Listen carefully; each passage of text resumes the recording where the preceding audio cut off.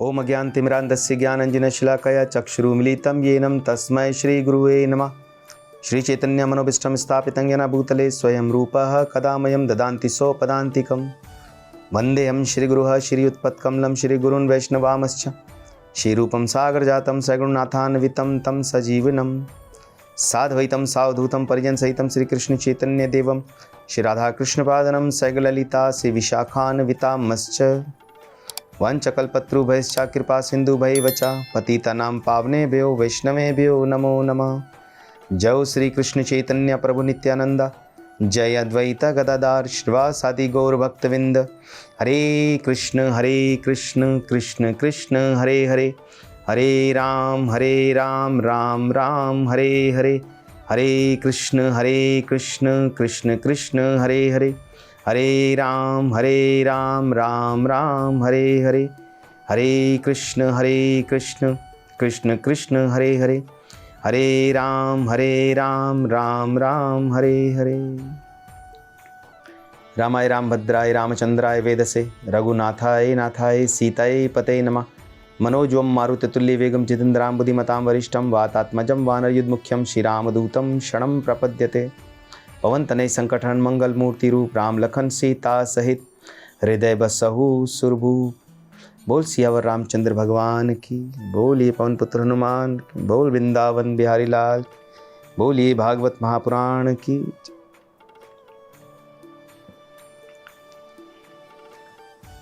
आज भागवत के पहले स्कंद के 15 और 16वें अध्याय पर चर्चा करेंगे। पीछे जो कथा चल रही थी हमारी, वो नारद जी को लेकर हम चर्चा कर रहे थे कि संतों के साथ रहना और आजिज़ी, उनसे प्रेम करना, उनकी जूठन को ग्रहण करना और उनके चरणों की सेवा करना, उनकी चरण रज अपने मस्तिष्क पर धारण करना और उनका हाथ धुला पानी, ये सब अमृत के समान है जो आपको आपके जीवन में भक्ति प्रदान करेंगे। हम कई बार संतों के साथ रहते तो हैं, परंतु उनका आचरण हमारे जीवन में नहीं आता और ना ही हम प्रभावित होते हैं। कुछ समय तक सुनते हैं, कुछ समय तक मानते हैं, लेकिन वैराग्य बहुत मुश्किल से उत्पन्न होता है कि जो वो कर रहे हैं वैसा हम करने की कोशिश करें। हम उसको संतों को मान भी लेते हैं, इस बात को कि वो जो कर रहे हैं सत्य है और इसके अतिरिक्त संसार में कुछ नहीं है। ऐसा वैराग्य हमको जागता है, लेकिन वो वैराग्य नहीं जागता कि जिसको हम अपने जीवन में ले आए। ये जो आपको पता है, थोड़ी थोड़ी देर में जो ये वैराग्य जागता है कि महाराज ठीक कह रहे हैं, संत ठीक कह रहे हैं, हमको ये करना चाहिए, मनुष्य के जीवन में कुछ भी नहीं रखा, ये सांसें एक दिन निकल जानी है, आदमी ने मर जाना है, सबको एक दिन जवाब देना।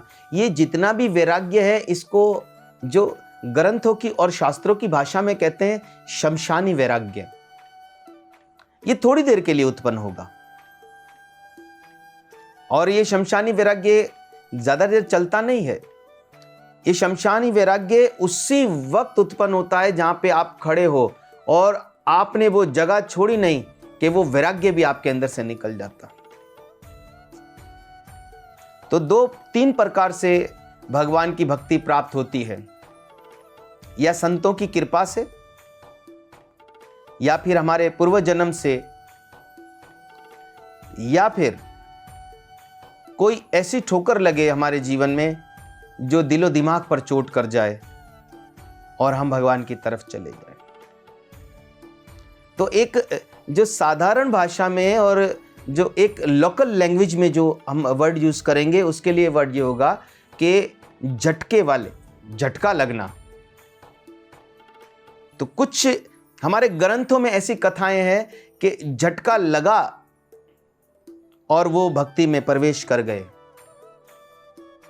कोई ज्ञान नहीं, ध्रुव महाराज सबसे पहला उदाहरण, 5-6 वर्ष की आयु, और माता ने उनकी पिता की गोद से उतार दिया, जो सौतेली माँ थी। उन्होंने कहा कि जाओ, पहले अपने बाप की गोद में बैठना है तो मेरी कोख से जन्म लो, जाओ।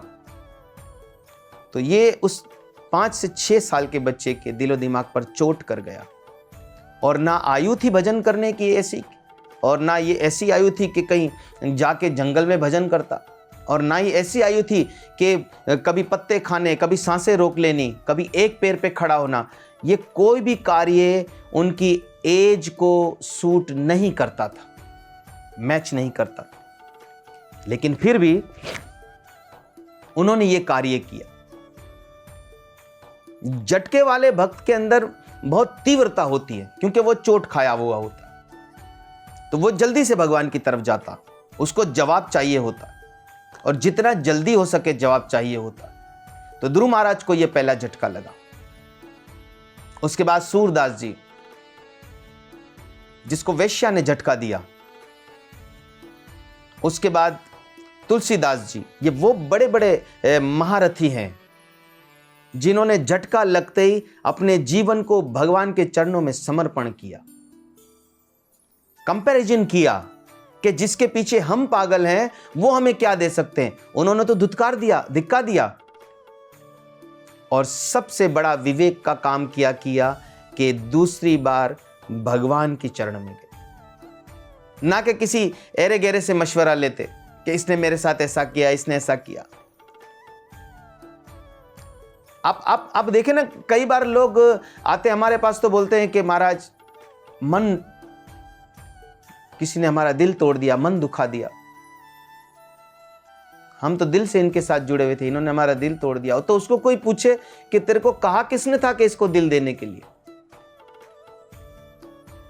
तो उसको दो जो आपके मन की, आपके भाव की, आपके श्रद्धा की, आपके विश्वास की, आपके दिल की कदर करता हो, आपके समर्पण की कदर करता हो।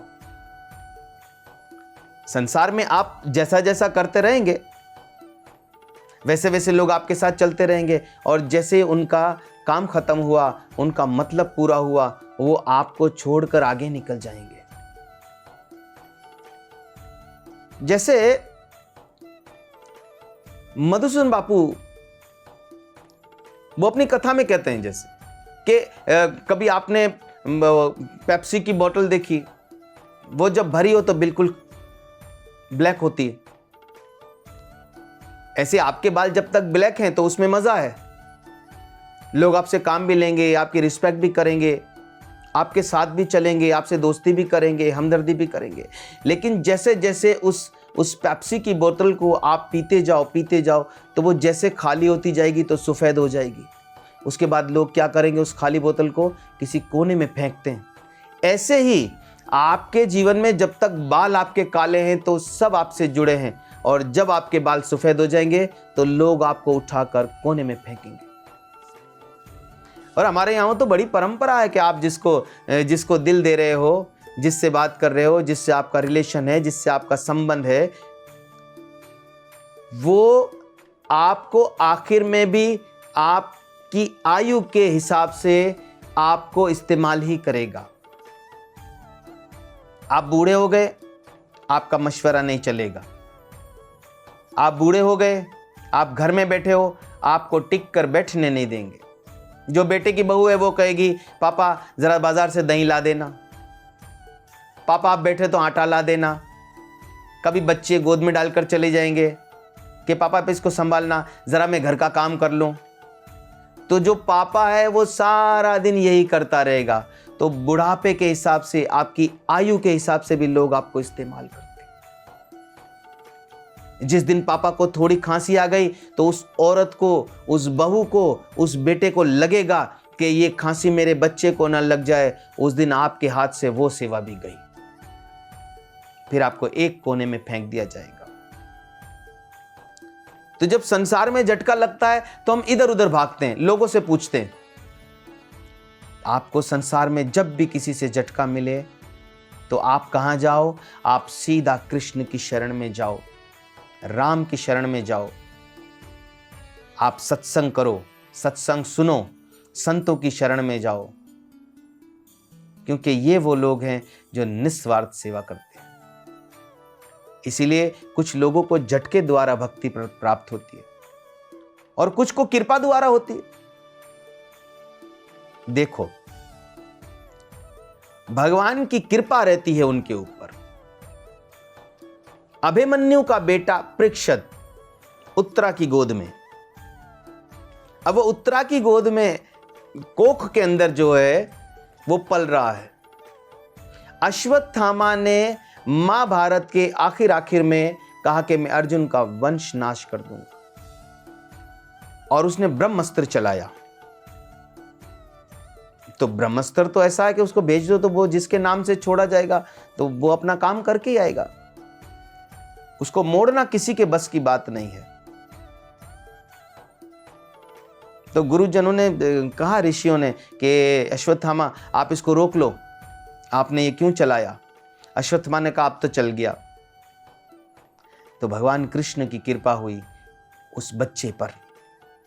उत्तरा की गोद में प्रवेश करके भगवान वहां जाकर बैठ गए और वहां पे उत्तरा की गोद में वो बाण आकर भगवान को छू गया, उसका असर खत्म हुआ। परीक्षित को कुछ नहीं हुआ।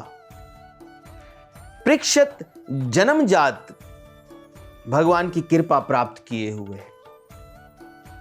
कैसा धर्मात्मा होगा जिसको भगवान गर्भ में जाकर रक्षा कर रहे हैं। और गर्भ में अगर संतान हो तो किसकी कृपा होती है? गर्भ में अगर संतान हो तो ये माता पिता की अधिक कृपा होती है कि उस अवस्था में वो क्या क्या कर रहे हैं। वो भगवान का भजन सुन रहे हैं, वो भगवान की कथा को सुन रहे हैं, वो संतों की सेवा कर रहे हैं, वो भगवान को भोग लगा रहे हैं। उनका सारा समय ऐसे ही जा रहा है, तब जाके भगवान की कृपा उस संतान पे होती है। हमारे यहाँ बापू किसी समय में बोलते थे कि किसी के घर पे चले गए तो देखा कि वहाँ एक बच्चा छोटा सा डांस कर रहा है, तो उसकी माँ कहती थी कि बापू इनको ऐसा डांस करना आता है, इतना सा इसको क्या पता इसके डांस का।